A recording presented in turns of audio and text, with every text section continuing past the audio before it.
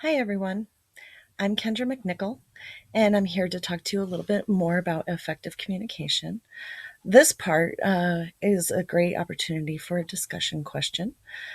So I'd like for you to take a pause after this slide and write a little bit about these questions. First of all, we'd like for you to describe a time when you felt that you used effective communication. How did you know it was effective?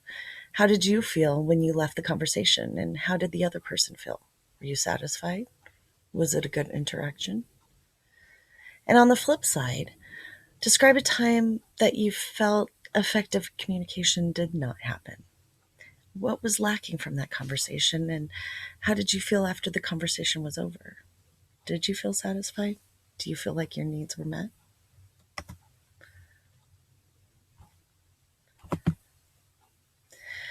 So, now that you've thought a little bit more about times when you have been a part of effective and ineffective communication, I wanted to share with you some barriers to effective communication. First of all, is the use of imprecise language. Being vague, beating around the bush, not really getting to the point of what you need from the other person, not being explicit in what you're trying to communicate. It does create a huge barrier. Next is inappropriate body language or even misreading someone else's body language. A person may be sitting like this and you think they're closed off, whereas they could just have a cramp or need to eat lunch. It's important to notice how your body language is affecting people. Open yourself up and look the person in the eyes. Eye contact is a highly valuable tool of communication.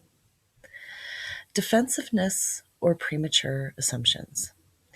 You know, assuming that you know what they're thinking, jumping to conclusions, uh, creating what you think the person's going to say, or creating your response instead of actually listening to what it is that the person has to say.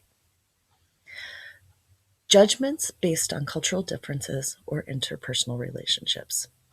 We all have biases. Even the most open minded people have their own biases.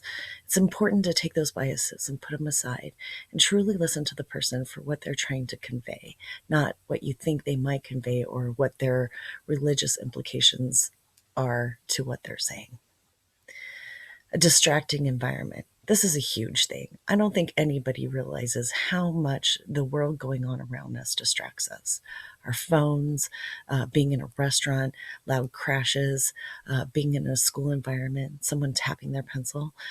It, there's something to be said for finding a quiet room and closing a door and engaging with a person one on one and having that time where you can look at them and listen to them fully without being distracted by the world.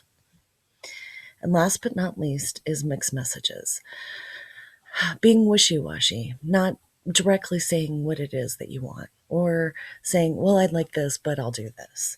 It's important to know what you want and state it basically and not have to make a person read between the lines or jump to conclusions.